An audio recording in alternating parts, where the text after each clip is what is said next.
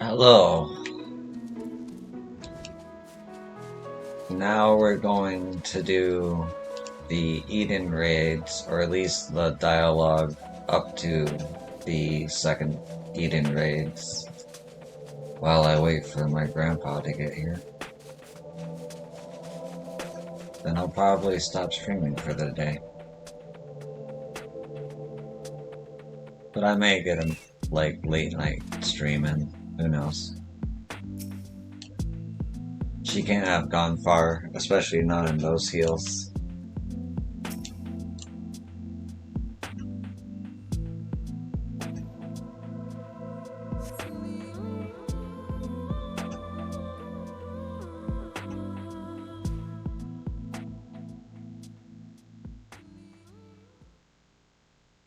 Get away from me.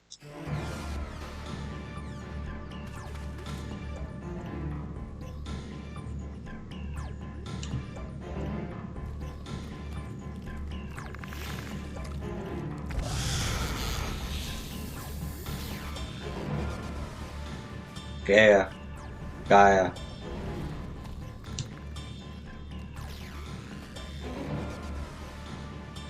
It seems I have no choice. Oh.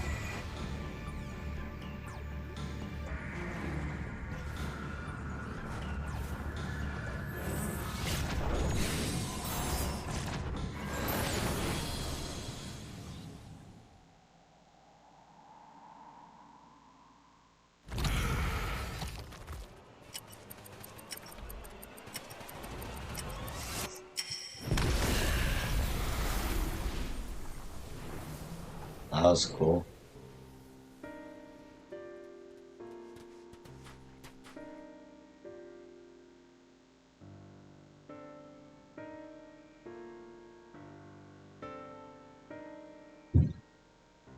What am I?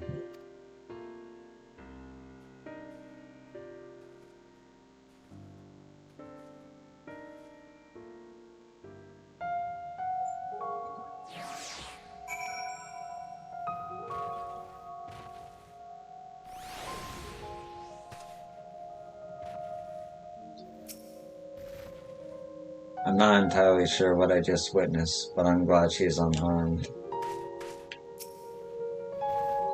A most fascinating application of ethereal manipulation, the destructive blast did manifest a significant plan of time after the initial casting. With sufficient mastery of such a technique, a second spell could be made to smite the large target at precisely the same moment. While it would demand exceptional ethereal control, its tactical potential cannot be denied. Powers befitting the Oracle of Darkness. When you fought Gaia, she opened void gates, yes? Back in the source, portals such as those were all too common, but tearing open the veil between the first and the 13th is a different matter entirely. We should be thankful that she's not of a mind to turn that power against us for now.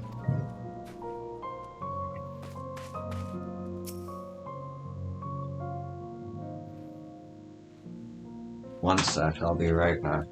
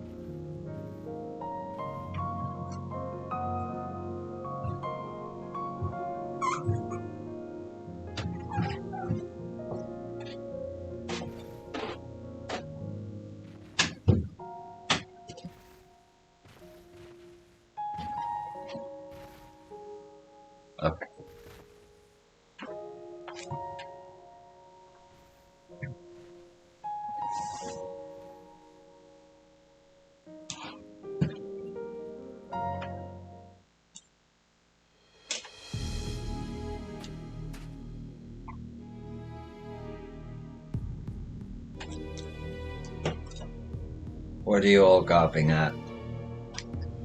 I don't mean to stare, but it's not every day I see magic like that.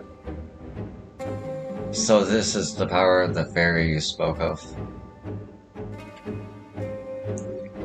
Ever since I was a child, it has whispered to me, telling me what to do. That's how I came to use its power. But there are things I can't even explain, holes ripped in thin air, terrifying creatures crawling out, ghastly looking blades and armor appearing out of nowhere. But worst of all, the dark energy that comes from inside.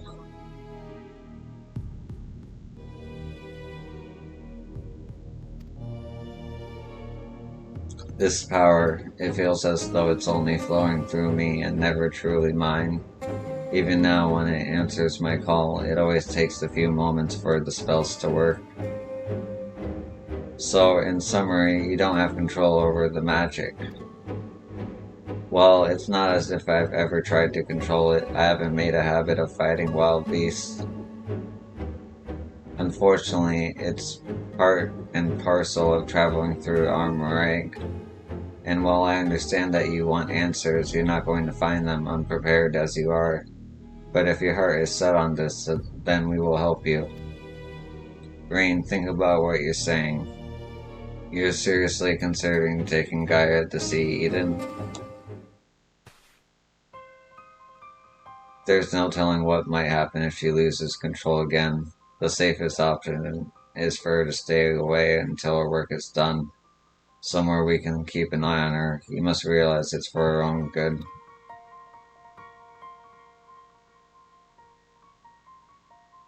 I must concur with Thancred's assessments. At present, we know precious little of Gaia's origin and less still of her powers. If she is indeed the Oracle of Darkness, her presence may complicate a task already fraught with peril, placing our mission and our own well-being in jeopardy. In full knowledge of the risks, dost thou wish to pursue this course?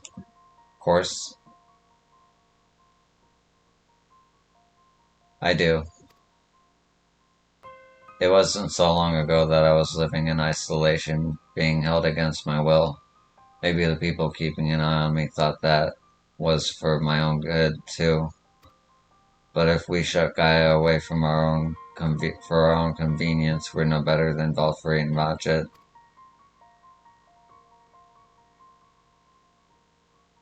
I've learned that when someone is in need, we must reach out a helping hand, not push them away. Now it's my turn to do for Gaia what you've all done for me.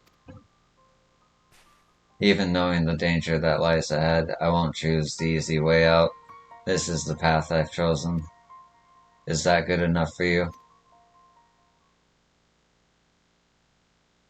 Well, can't say fairer than that. How about you, Urianger?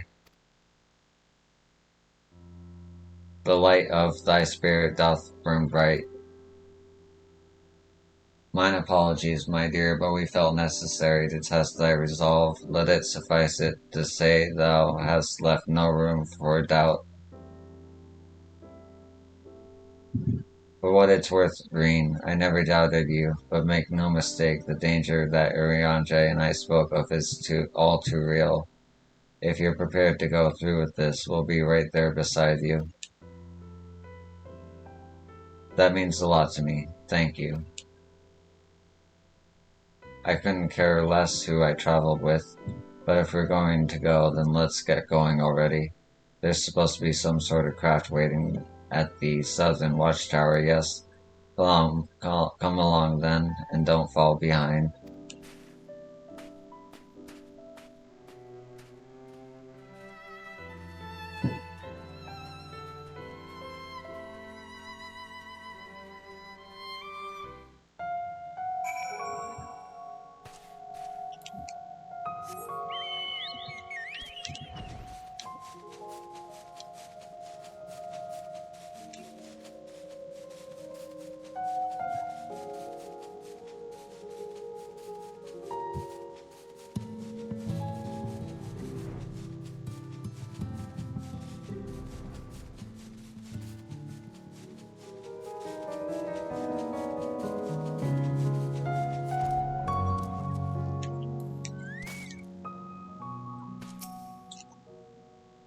Why couldn't you leave this craft in Mork Skull instead of all the way out here?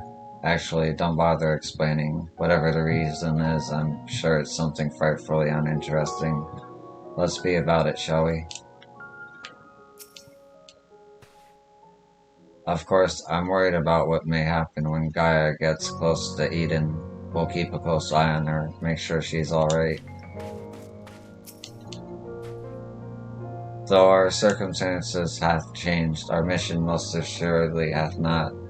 Restoring life to the empty remaineth our primary objective.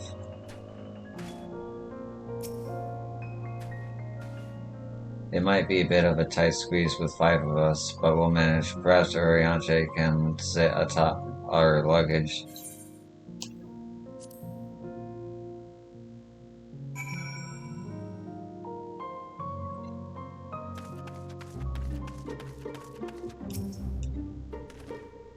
I had hoped that during our absence the rebalancing of ambient ether might work further change. Alas, 'twas not to be. As usual, we should keep our sojourn here as brief as possible. Let's tend to business quickly. Everything seems fine here as far as I can tell. As for Gaia, she hasn't started attacking anything yet, so I'll take that as a good sign.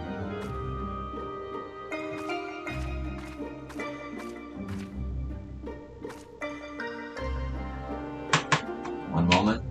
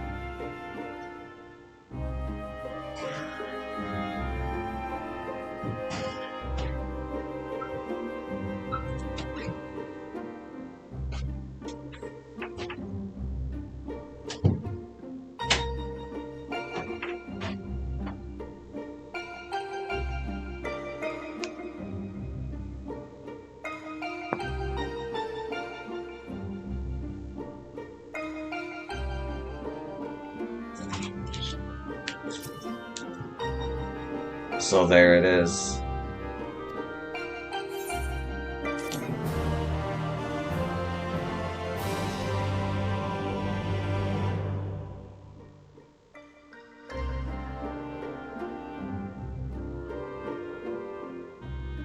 Eden, where I'll find the answers I seek.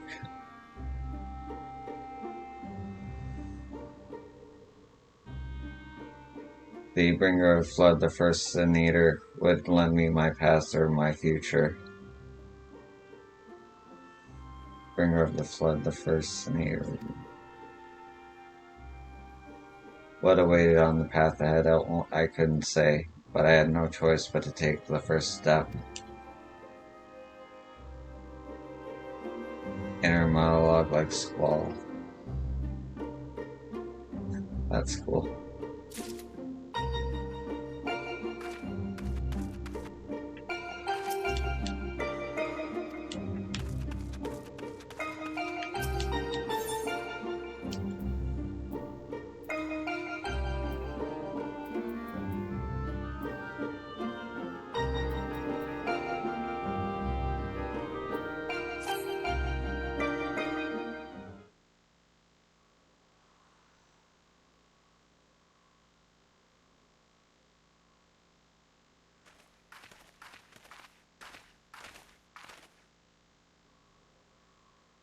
I know what it's like.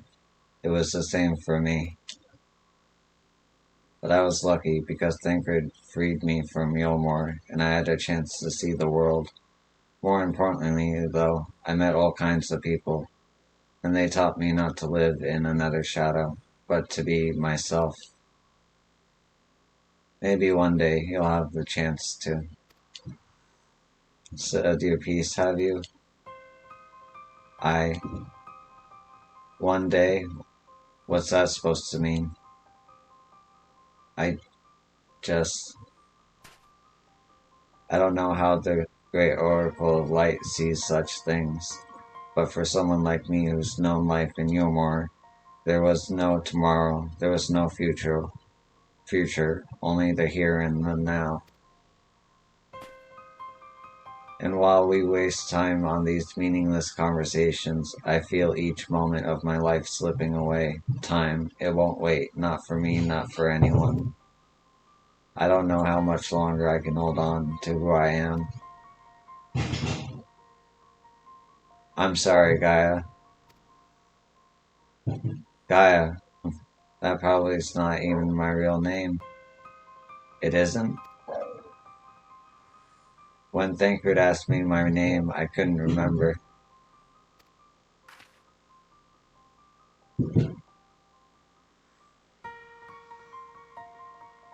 That's when the fairy whispered to me, Gaia.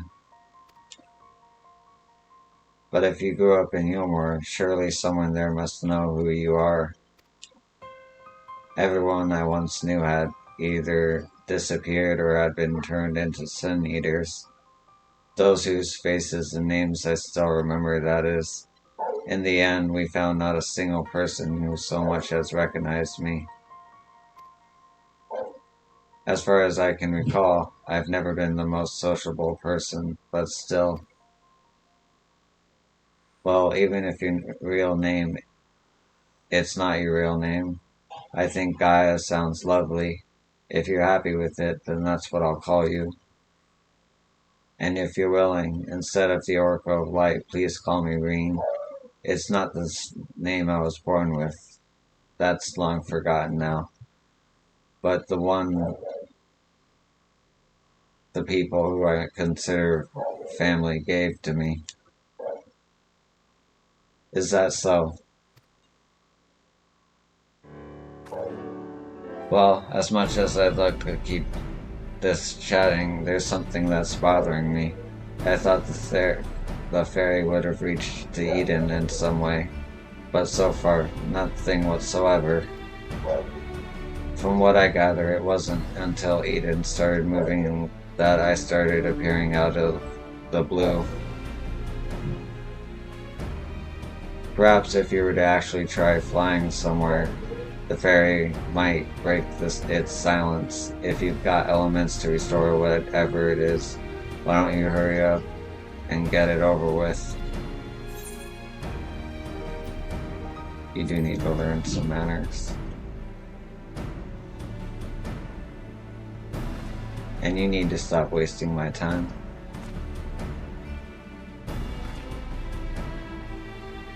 This shit. Alright everyone, I think we've talked for long enough. If you're ready, let's make our way to Eden.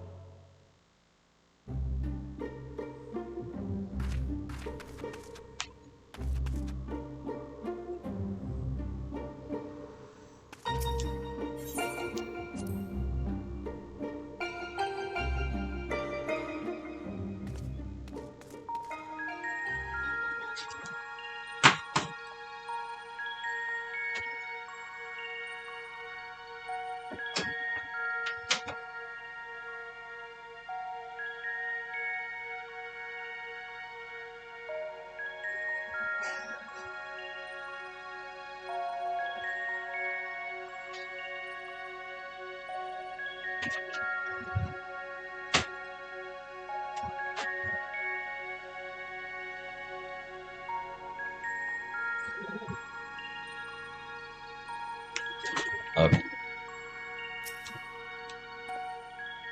Green's little chat with Guy reminds me that for all our obvious differences, there are things we have in common. I too grew up not knowing who my parents were.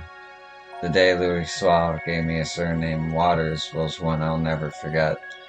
Years later, it was under rather more desperate circumstances that I gave a certain young girl the name Amphilia. Little did I know that it would end up crossing time and space, taking on a meaning I could never have foreseen. It came to be passed on to one girl after another. binding them to a fate not their own. In a sense, it may be said that I chose not only one but two names for Rain. But by whatever name she is called, she is truly her own person now. And as central to our lives as names are, I believe that it isn't the name itself, but the bonds it symbolizes that matter most.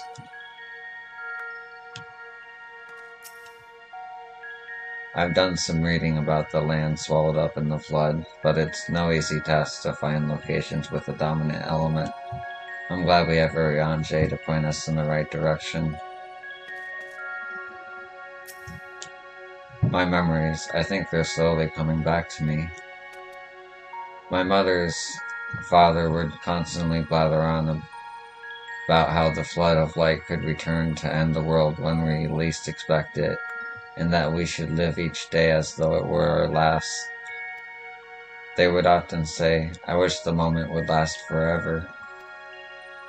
That was until they were selected by Ascension by Lord Valkyrie and were never to be seen again. Since I had no other relatives or even any close friends to speak of, I was left alone in the world. A past like that hardly seems worth remembering, does it?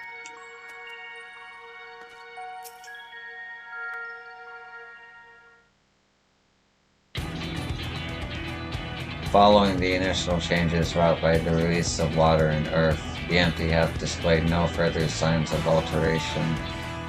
Stability, some may call this land, and be satisfied be, but in truth it is passivity.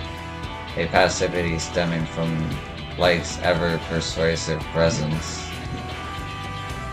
If we are to break the status quo, we must needs employ a catalyst, a third element that shall rouse and stabilize those unleashed energies in activity. Therefore, I propose lightning. So the Primus would be Ramuh, yes. From what I've heard, he's a guardian of the forest and not particularly keen on conflict, but you've actually fought him, have you? But you've actually fought him, haven't you?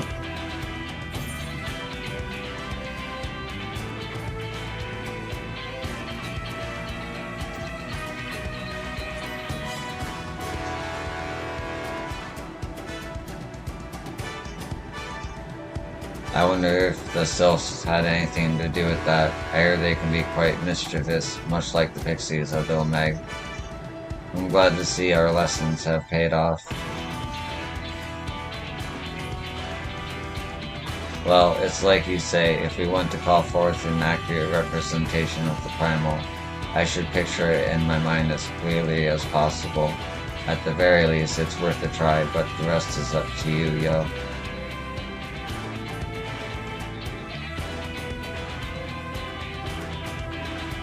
In order for this to work, we need to actually fly somewhere, yes?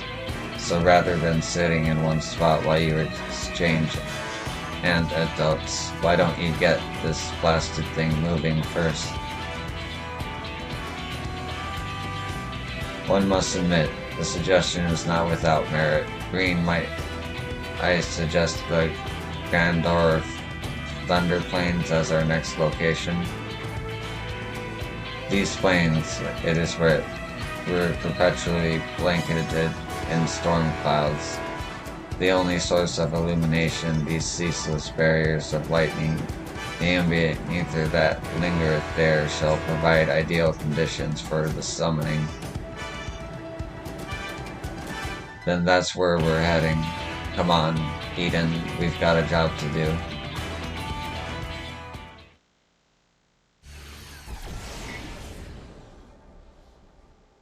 This should be as good as a spot as any.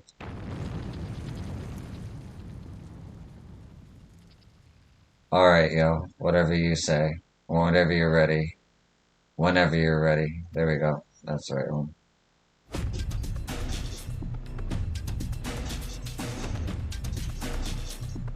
Memories of Ramuh flash through your mind.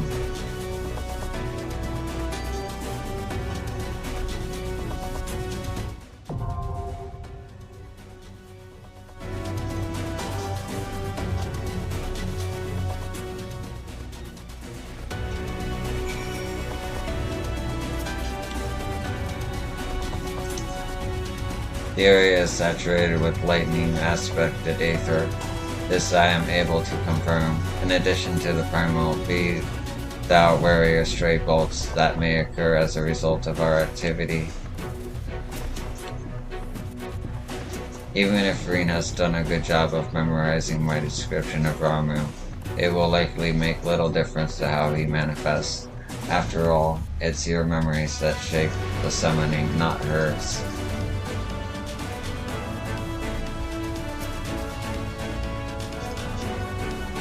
I don't think I've ever been anywhere like this before, and I'm not sure I'd want to come back. Too dreary for my liking. Would be nice if our next destination is a little cheerier, but I suppose I can't exactly choose if I want answers.